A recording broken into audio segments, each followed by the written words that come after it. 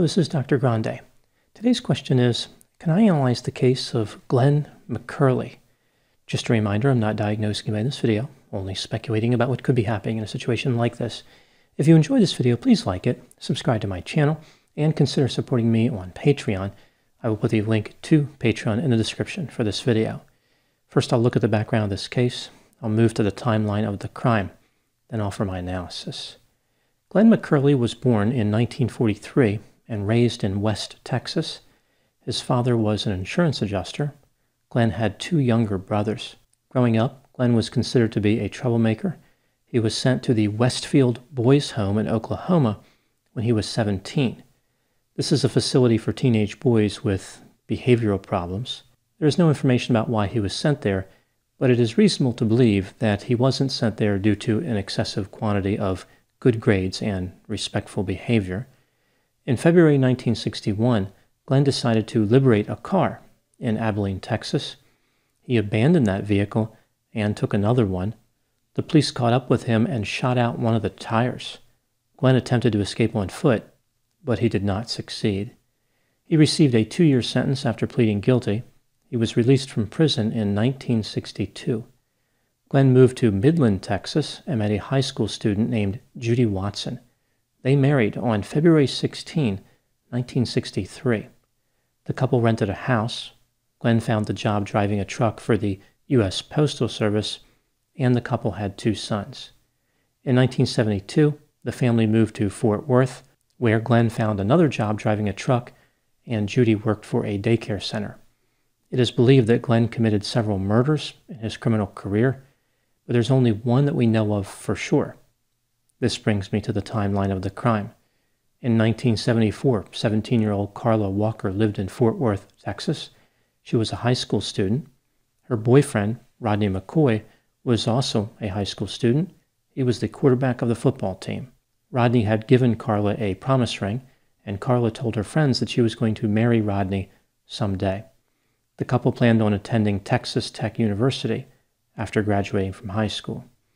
On February 16, 1974, which was 11 years to the day after Glen married his wife Judy, the high school that Rodney and Carla attended was having a Valentine's Day dance in the cafeteria. Rodney drove his mother's 1969 Ford LTD to Carla's home that evening to pick her up. They attended the dance, and it ended around 11:30 p.m. At this point, Rodney invited another couple to drive around a traffic circle for a while. It doesn't sound like there was a lot to do in the local area. When they were done with this exhilarating and thrilling activity, they stopped at a hamburger place and a Taco Bell. This was now February 17. Rodney dropped off the other couple, and he and Carla went to a bowling alley so that she could use the restroom. The bowling alley was not even a mile from Carla's residence. After returning to the car, Rodney and Carla started kissing. Carla had her back against the passenger door and was using her purse as a pillow. As this was happening, Glen McCurley approached the vehicle carrying a Ruger .22 caliber semi-automatic pistol in his hand. Neither Rodney nor Carla knew who Glen was. Glen opened the passenger door, which caused Carla and Rodney to kind of fall down, like the door was holding them up. Glen beat Rodney in the head with the grip of his pistol. During this attack, Glen hit the magazine release by mistake, and his gun's magazine fell into the parking lot. Rodney was injured in the attack and was losing consciousness, but he heard Glen say to Carla, quote, "You're coming with me, aren't you, sweetie?" unquote. Carla yelled for Rodney to get her father. Rodney woke up at about 1 a.m. He drove to Carla's residence. He parked on the front lawn and started banging on the front door. When Carla's father answered, Rodney said, "Mr. Walker, they've got her. They are going to hurt her bad." The police were notified. They searched the crime scene and found Carla's purse and the magazine from Glen's pistol, but there was no sign of Carla. The police had no idea who had taken her. On February 20, 2 police officers found Carla's body in a concrete culvert under a 2-lane road about 5 miles southwest of the bowling alley. The cause of her death was strangulation. Rodney's blood was found on her dress, which is consistent with his story that he had been beaten by the assailant. The police also found other bodily fluids on her dress and her bra, but they were not able to identify the contributor. The magazine that Rodney left at the scene was from a Ruger .22 caliber pistol, as I mentioned. It was a relatively recent model weapon, therefore not many people owned one. The police were able to get a list of people who had recently purchased that model. One of those people was Glen McCurley. The police spoke to him about the pistol. He told them that 6 weeks earlier it had been taken from his pickup truck when he was fishing. The police asked him to come down to the station to take a so-called polygraph, which he did. The police incorrectly believed that he passed, which of course is impossible because somebody cannot pass or fail a polygraph. Lie detector tests do not work. The police ruled Glen out as a suspect, thereby wasting an incredible opportunity to catch the killer. They trusted the polygraph instead of their own ability to reason. They failed to consider the chances that Glen's pistol would have been stolen just 6 weeks before the murder. The police continued their investigation. The most important witness in the case, of course, was Rodney, but he had been hit in the head during the attack and lost consciousness. He remembered that the attacker was tall, wearing a vest, carrying a pistol, had short brown hair, and was wearing a brown or tan cowboy hat. This was helpful, but still not enough to identify the assailant. Rodney underwent hypnosis in order to help his memory, but as expected, it didn't make any difference. So the police had the polygraph and hypnosis. I have a feeling that they were just moments away from calling the Easter Bunny as a consultant.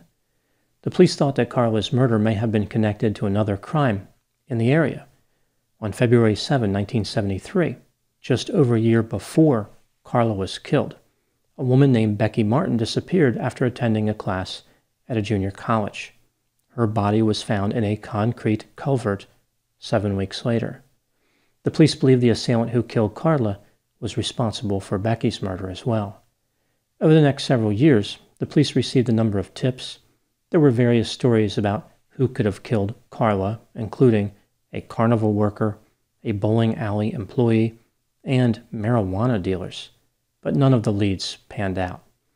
On February 19, 1977, 3 years and 2 days after Carla's murder, the body of a 25-year-old nurse was found next to a curb in Fort Worth. She had been strangled and beaten with a sharp, heavy object. On July 9, 1980, a 19-year-old woman who was described as an unemployed drifter was found near a bridge over a creek. The cause of death was strangulation. In February 1983, the body of a nightclub waitress was found. A wire had been twisted around her neck. From September through December 1984, 6 more young women were found dead in the Fort Worth area.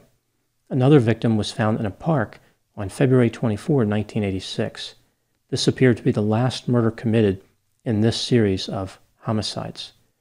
The police noticed a number of similarities between these homicides and the murder of Carla Walker, but they still had no idea who was responsible for any of the homicides.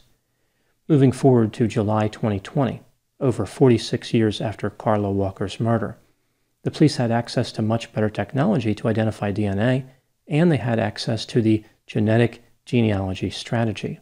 DNA found on Carla's bra strap was connected to the McCurley family tree. The police stopped by Glen's house. They talked to him and his wife Judy. They asked Glen for a DNA sample, and he agreed. The DNA was a match. Glen was arrested on September 21, 2020. He was 77 years old at the time. He denied knowing who Carla was, but then he changed his story. He said that he had consumed beer and whiskey on February 16, 1974. He was driving around to various parking lots. He ended up at the bowling alley. He heard a girl screaming in a car. The girl was Carla Walker. He went over to see if he could help her. He noticed a big guy inside the vehicle attacking her. Glen said he opened the front passenger door to assist Carla. He started fighting with the guy who was attacking her. He rescued Carla and drove her to another parking lot. She hugged and thanked him, and he said that one thing led to another. The two had sex. Glen let her out of his car and did not remember too much from that point on. Glen then changed his story again. He said that after they had sex, He choked her because he was afraid that she would tell on him. He didn't kill her. She was alive when he drove away. Eventually, Glen admitted that he killed her. During a search of his home, the police discovered the Ruger .22 caliber pistol. After initially pleading not guilty, Glen changed his plea to guilty and was sentenced to life in prison. During an interview after he was in prison, he changed his story again, telling a reporter that he never had sex with Carla. He drove her to another parking lot, cleaned her up, and returned her to the bowling alley. He described the clothes that she was wearing incorrectly, which has led people to believe that he was mixing up her murder with another murder he may have committed. Now moving to my analysis. Here are my thoughts on a few items that stood out to me in this case. Item number 1. How many murders did Glen commit? Was his only victim Carla Walker, or did he kill several women, perhaps as many as 11 more? There's no way to know. I believe it's likely that he killed more than one victim, but among the other similar unsolved cases in the Fort Worth area, one would think that there would be DNA or something connecting him to at least one of those murders if he was responsible for all of them or most of them. Of the 11 murders in the area, many had similarities to the murder of Carla Walker. For example, strangulation was the cause of death. They occurred in a time range from about 1 year before Carla's murder to about 12 years after. 4 of the homicides occurred in February. A few of the bodies were dumped in areas similar to a concrete culvert, like under a bridge that crosses a creek. And one of the cases involved the boyfriend of one of the victims being bludgeoned to death. Carla's boyfriend, Rodney, wasn't killed, but he was viciously attacked. It doesn't appear as though Glen is going to confess to any more murders. He cannot even keep his one confession straight, but I think it's reasonable to believe that he did commit a few, but not all, of the murders in the area. Item number 2.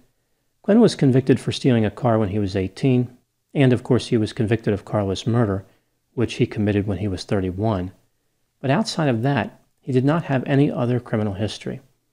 Even running under the assumption that he did commit a few other murders, the last murder in the Fort Worth area that could have been connected to him in any way was committed in 1986. He was not arrested until 2020, which meant that he would have gone 34 years without committing a murder. Glen married in 1963 and was still married when he was arrested. He went to church. He was well liked by neighbors. They said he could fix just about anything. On one occasion, he returned a lost wallet to its owner. The only negative statement made by those who knew him was, he was creepy. Like if he was with a friend and saw a woman walk by who he considered to be attractive, he would make an impolite comment to the friend about the woman. Clearly, his wife Judy had no idea that he was the killer.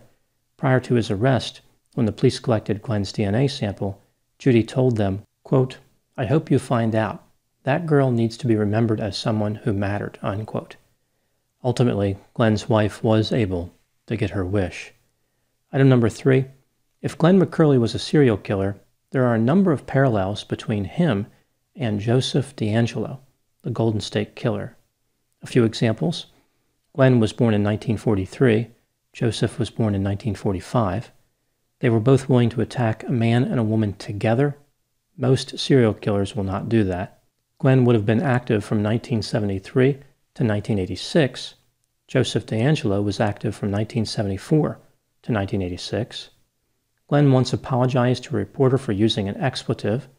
Joseph apologized to his neighbors when they would overhear him cursing. Both Glen and Joseph were married the entire time they were active, and both managed to get away with their crimes for many years, but genetic genealogy led to their downfall. Now moving to the final item, number 4. When Glen accidentally released the magazine from his pistol at the crime scene, he gave the police an incredible clue. They used that evidence to find him, but then let him go because they believed that polygraphs were accurate. In reality, they are pseudoscience. I find it interesting that Carla was denied justice due to pseudoscience, but then actual science, namely genetic genealogy, ultimately gave her justice. Those are my thoughts in the case of Glen McCurley. Please put any opinions and thoughts in the comment section. They always generate an interesting dialogue. As always, I hope you found my analysis of this topic to be as intriguing as the Easter Bunny Crime Consulting Service. Thanks for watching.